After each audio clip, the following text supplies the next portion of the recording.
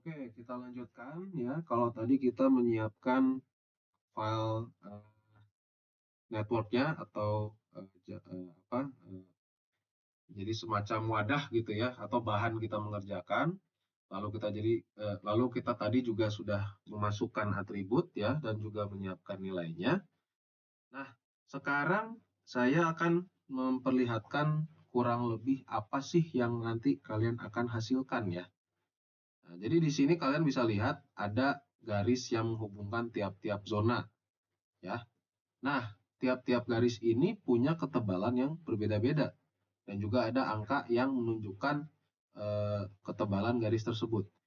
Nah, ini maksudnya adalah berapa pergerakan yang terjadi tiap-tiap zona ya. Nah, di sini ini maaf. Oke, ini saya pindah dulu ke sini. Nah, dari zona RA ke zona RB ya ada 3044 pergerakan dan yang ini harus dilihat matriksnya ya. Nah, ini kita akan membuat ini ya. Nah, jadi dari RA ke RB ya. Nah, oh ini salah, bukan matriks yang ini, mohon maaf. Ini spoiler dulu ya. Nah, ini yang saya mau tampilkan. Oke. Nah, jadi dari dari zona A ke zona B ya. Nah, itu ada 3044 yang keluar dari zona RA dan masuk ke zona RB gitu. Kemudian dari zona RB ke zona RC berarti yang ini ya. Nah, dia ada 3060 gitu ya. Nah, sementara ya untuk zona RA dengan zona RD ya, ini berarti yang ini ya, itu hanya 715 pergerakan gitu. Nah, artinya di sini kita bisa lihat bahwa interaksi antara tiap-tiap zona itu berbeda ya. Nah, ada eh, ya yang interaksinya tinggi ya, bisa dilihat itu adalah zona-zona yang berdekatan gitu ya. Zona misalnya RA dengan RB, lalu RB dengan RC gitu ya. Nah, kemudian ini RC dengan RD gitu. Nah, kan? Ya, itu yang akan kita hasilkan ya. Nah, tapi sebelum ke situ ada hal-hal yang perlu kita perhatikan dulu. Jadi ini overview dulu ya, yang akan kita ini kan apa, yang kita hasilkan apa. Nah, saya akan masuk ke yang sebelumnya ya. Nah, jadi ini untuk membuka file kita itu bisa di open ya. Yang tadi itu ini. Nah, sebelum melakukan pemodelan, ada beberapa hal yang perlu kita perhatikan lagi ya. Kok banyak sih yang harus diperhatikan ya. Memang ini namanya prosedur ya. Nah, jadi yang pertama adalah arah kita melakukan pemodelan kendaraan. Nah, jadi silakan diklik edit ya, kemudian user preferences, lalu di network. Nah, di sini ada pilihan default direction of traffic ya dalam network kita. Nah, jadi karena PTV itu basisnya di Jerman ya, perusahaan Jerman, maka di Eropa itu orang nyetirnya di kiri. Maksudnya, sorry, ya orang nyetirnya di kiri dan mobil itu jalannya di kanan. Nah, jadi secara default biasanya itu adalah right hand traffic. Nah, ini kita perlu ubah dulu ya, kita sesuaikan dengan negara Indonesia ya, yang setirnya itu di kanan ya, dan jalannya di kiri.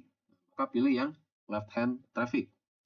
Lalu selain itu kita juga perlu menentukan si satuan ya. Nah, jadi untuk yang atribut-atribut tadi ya, ini sebenarnya sudah disesuaikan di sini ya.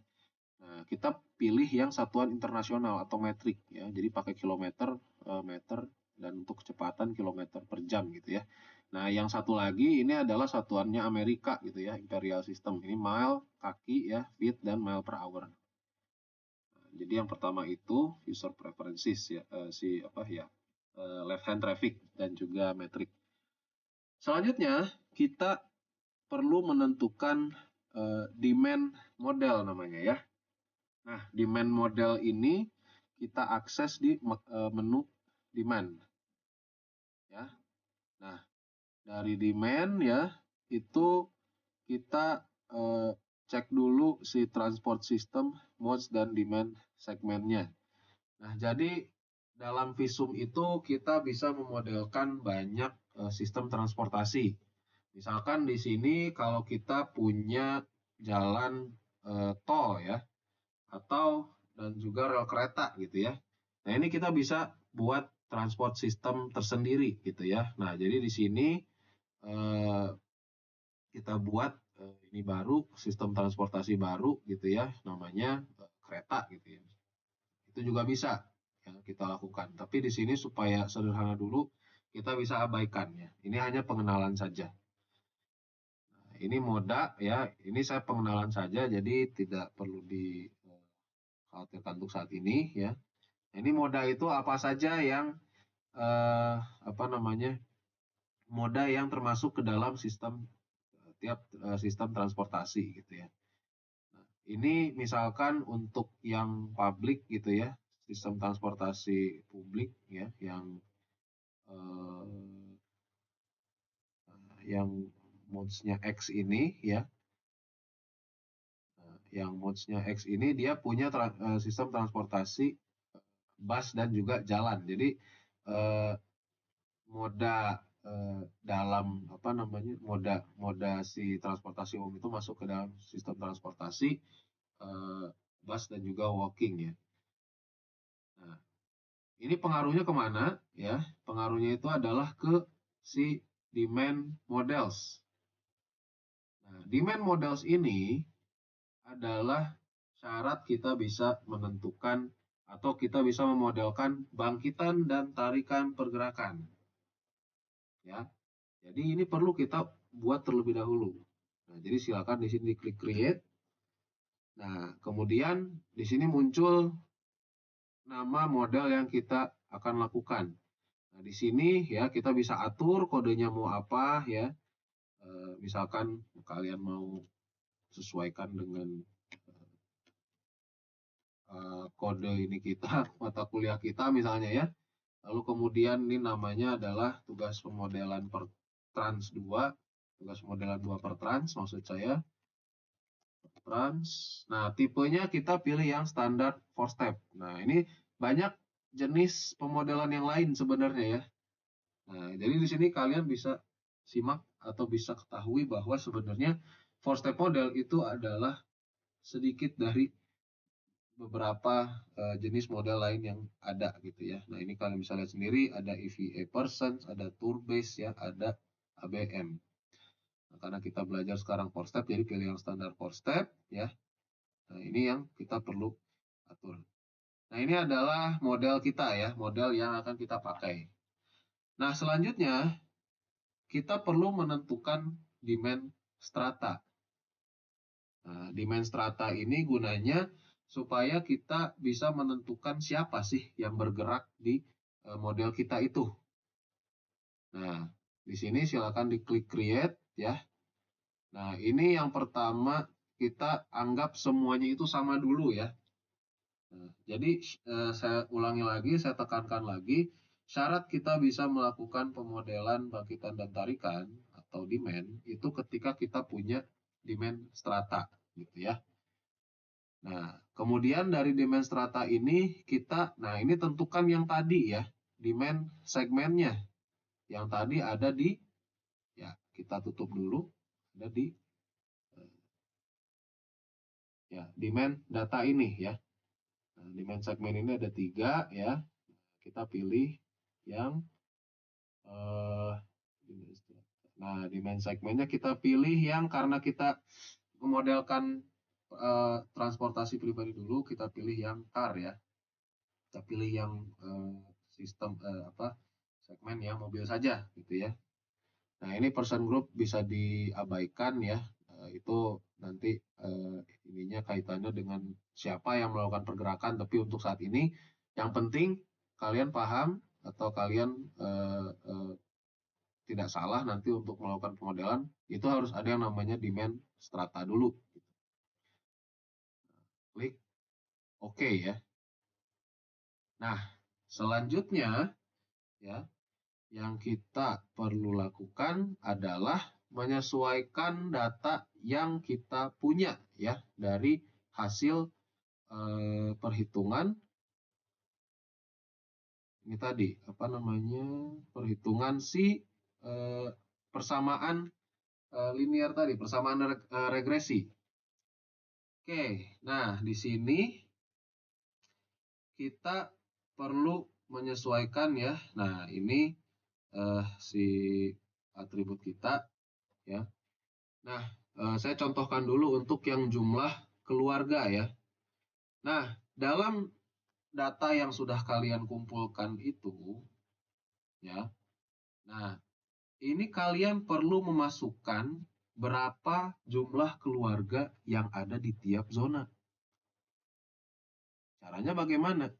Nah, pertama, kalian lihat dulu ya ke data kalian ya, data masukan.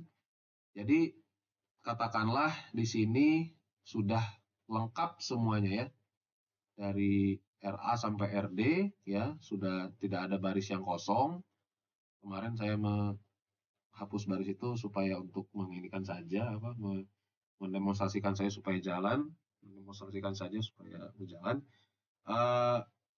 Kita hitung berapa rata-rata jumlah anggota keluarga di data kalian. Nah, caranya ini bisa diseleksi semua ya. Saya tadi tekan Control Space atau bisa juga di drag seperti ini. Nah, kemudian lihat di sini ya. Aduh, maaf. Di bagian bawah sini ya. Average. Nah, ini adalah rata-rata dari data kita ya, yaitu 3,97. Nah, apakah yang dimasukkan di sini 3,97? Bukan. Yang dimasukkan di sini adalah rata-rata yang tadi ya, 3,97 dikalikan dengan jumlah rumah tangga yang ada di zona kalian. Nah, jadi silahkan dihitung ya satu persatu rumah di area kalian gitu ya. Nggak usah terlalu jelimet ya. Diperkirakan saja, ya itu per blok ada berapa. Nah, itu silakan dibagi-bagi dalam setiap kelompok gitu ya. Misalkan satu orang itu menghitung daerah sini, blok yang sini gitu ya. Atau kalian mau ambil rata-rata tiap blok itu ada berapa rumah ya, kalikan aja sama jumlah blok yang ada gitu ya. Intinya keluarkan angka jumlah rumah yang ada di situ. Nah, setelah dapat jumlah rumah, kalikan dengan si average yang tadi, rata-rata yang tadi. Misalkan ya, di sini ada 500 rumah ya di RA, katakanlah gitu ya. Berarti 500 dikali 3,97 berapa itu? Ya, kita hitung dulu. 500 dikali 3,97. Nah, 1985 gitu ya, katakanlah. Nah, untuk yang RB juga sama ya. Kira-kira ada berapa rumah di sini? Ya, katakanlah ada 1000 lah ya. 1000 dikalikan berapa tadi? 3,97 ya. 3.970 gitu ya. 3.970. Nah, ini yang dua lagi saya ngasal aja ya. Misalkan katakanlah 1.200 ya, kemudian yang 4 misalnya 2.000. Nah, itu untuk variabel yang jumlah keluarga ya. Nah, untuk yang lainnya silahkan nanti sesuaikan ya. Berarti untuk yang jumlah mobil sama ya, dirata-ratakan ya, dikalikan dengan jumlah rumah yang tadi yang kalian hitung untuk jumlah anggota keluarga. Jadi sama saja prinsipnya. Dan juga sama untuk yang sepeda motor ya. Sepeda motor. Nah, untuk yang pendapatan, ya, yang pendapatan ini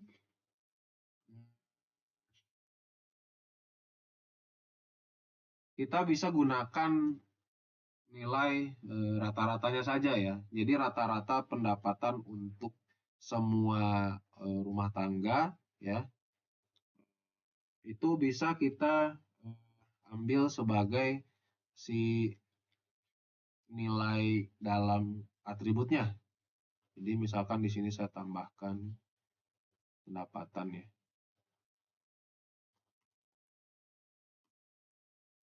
Pendapatan. Nah, ini floating ya karena dia koma.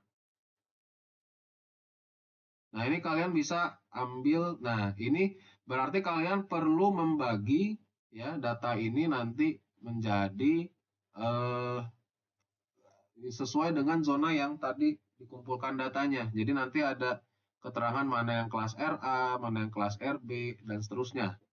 Nah, baru kalian hitung rata-rata masing-masing kelasnya, berapa pendapatannya gitu ya untuk tiap kelas gitu. Nah, jadi di sini, kok nggak ada. Nah, ini belum saya masukkan tadi ya. Nah, misalkan RA itu pendapatannya katakanlah ya 5 juta ya rata-ratanya. RB 2.500.000, RC 3 juta, RD 4 juta. Nah, ini hati-hati dengan isiannya ya. Ini kalau kita udah buat dalam ribuan ya, tadi yang kita masukkan itu apa ininya di dalam hasil yang ini ya, datanya yang mana gitu. Nah, itu harus disesuaikan. Nah, kemudian ya setelah itu baru kita bisa menghitung bangkitan. Nah, cara menghitung bangkitan kita harus menampilkan dulu atribut production dan attraction. Nah, di sini muncul ya production DS tadi ya. Nah, ini kalau nggak ada ya, dia nggak akan muncul hijau seperti ini. Artinya kita bisa menghitung di sini ya. Kita masukkan, lalu masukkan juga yang attraction. Nah, ini artinya production ini menunjukkan berapa jumlah pergerakan yang keluar dari tiap-tiap zona. Nah, ini akan kita hitung nanti dengan si trip generation ya.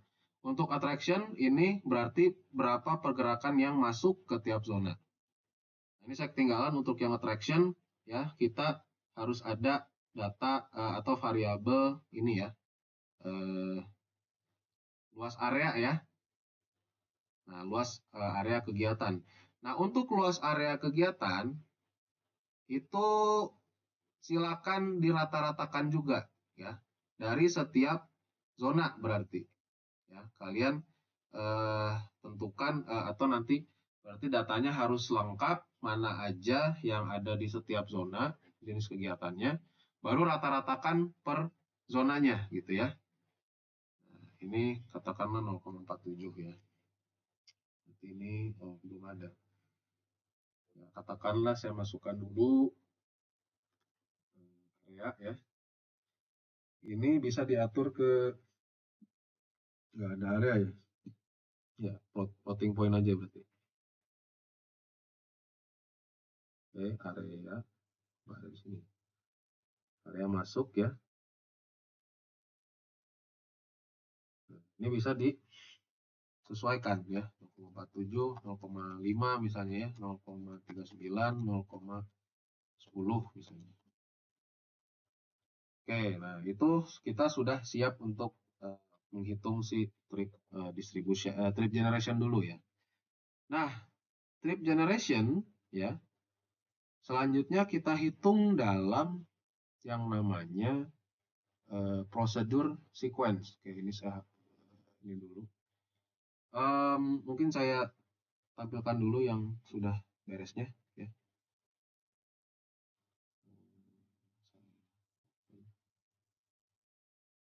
Yang ini ya.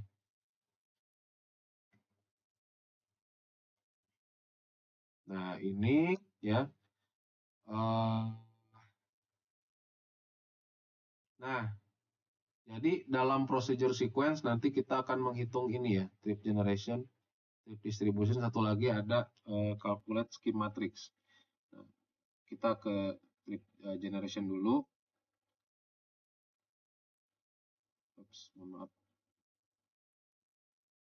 Nah, ini menurut saya.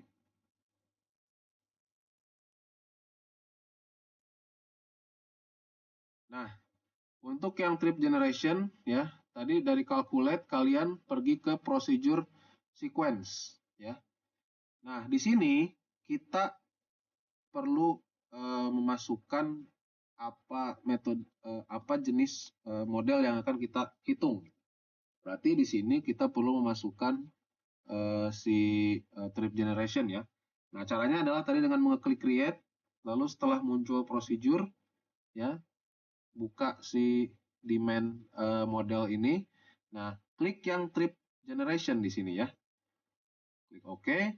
Nah, ini artinya trip generation-nya aktif. Nah, atur reference object-nya itu ke demand stratum. Ya. Nah, kemudian varian filenya diklik 2 kali ya. Nah, di sini ada production function dan juga attraction function. Nah, klik yang 3 titik ini. Nah, di sini kita akan menulis persamaan untuk menghitung si production rate-nya ya. Untuk menghitung production-nya. Nah, dari mana ini didapat? Tentunya adalah dari hasil regresi kita. Nah, di sini ada production, ada attraction.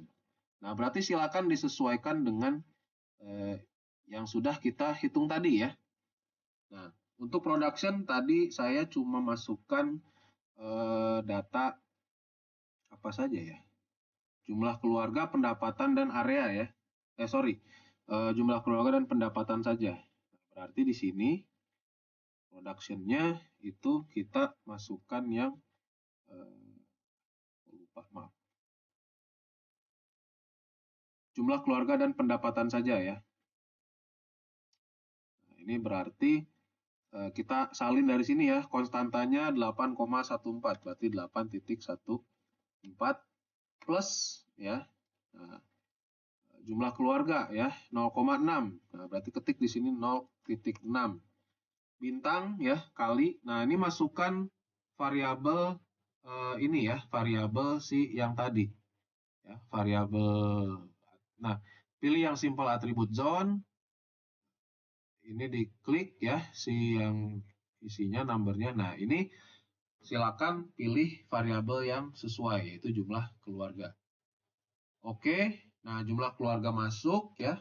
Sekarang berarti saya cuma ada tadi apa? Nah, ini juga bisa diklik yang si pena ini ya. Pendapatan. Nah, berarti pendapatan itu dia angkanya negatif 4,7 kali 10 pangkat min 5. Nah, caranya artinya di sini bisa kita pilih dulu si pendapatannya. Oke, nah di sini diarahkan saja kursornya ke sini. Nah, ini akan harusnya negatif ya, berarti dikurang 4,7 kali 10 pangkat min 5 itu sama dengan E min 5 gitu ya. Nah, itu maksudnya adalah 4,7 kali 10 pangkat min 5 gitu ya. Kalau 4,7 kali 10 pangkat 5 ya, plus 5 ya berarti ininya plus gitu. Ya, itu notasinya. Lalu jangan lupa tanda bintangnya. Nah, itu contoh dari ininya ya, production, cara menghitung productionnya. Nah, ini bisa kalian sesuaikan dengan yang lengkap ya. Nanti kan kalian mau menambahkan variabel sendiri gitu ya. Nah, untuk yang attraction berarti ya ngikutin yang dari attraction. Ya, berarti untuk yang attractionnya 35,64 ditambah 93 dikali, nah, masukkan areanya ya. Nah, areanya jangan lupa satuannya hektar, berarti kalian harus masukkan dalam koma gitu ya. Nah, itu yang untuk ininya attractionnya. Oke, nah Kemudian ya sampai sini kita perlu memastikan dulu. Nah, ini ya yang tadi belum dibahas, yaitu matriks. Nah, matriks ini ya kita tambahkan dulu ya matriks untuk menjadi wadah si ininya ya apa production dan attraction-nya ya. Nah, ini adalah OD matrix. Nah, OD matrix itu dibuat ya dengan memilih matrix type-nya adalah demand matrix. Nah, di sini atur misalnya kodenya adalah OD tugas 2 gitu ya. Bisa seperti ini. Nah, ini matrix on dimension data gitu ya. Oke gitu ya. Nah, ini dia langsung membuat matriks sesuai dengan zona yang kita punya di network tadi ya. Kalau zonanya ada 4 berarti 4 kali 4 kan. Kalau zonanya 5 ya berarti ini 5 kali 5. Otomatis mengikuti kalau kita masukkan objek baru gitu. Itu ya. Nah, kemudian kembali ke procedure sequence, varian file. Aduh, saya ketinggalan ya. Jadi di sini di demand data ini ya, kita kan tadi menggunakan demand segment ya. Nah, ini kalian atur dulu matriksnya ya. Directly kemudian tugas 2. Itu ya, oke. Nah, jadi nanti hasil perhitungannya itu akan masuk ke sana ya, ke si ininya, si apa namanya, si matriks yang tadi gitu. Matriks yang ini. Nah, kita coba run dulu ya. Nah, kita lihat hasilnya. Nah, di list zone ini kita akan melihat ada sejumlah pergerakan yang dihasilkan gitu ya. Nah, artinya di sini untuk zona 1 ya, dengan kondisi variabel bebas seperti ini, dia artinya memproduksi pergerakan sebesar untuk zona RA itu 1100-an ya, hampir 1120, yang zona RB 2000-an, zona RC 700 ya, zona RD 1200-an gitu. Sementara untuk pergerakan yang masuk atau tarikan, RA itu 79, RB 82, RC 71 dan RD 44. Nah, itu hasil dari bangkitan model bangkitan pergerakan ya. Nah, selanjutnya nanti kita akan bahas bagaimana menghasilkan tarik sebaran pergerakan ya di video selanjutnya.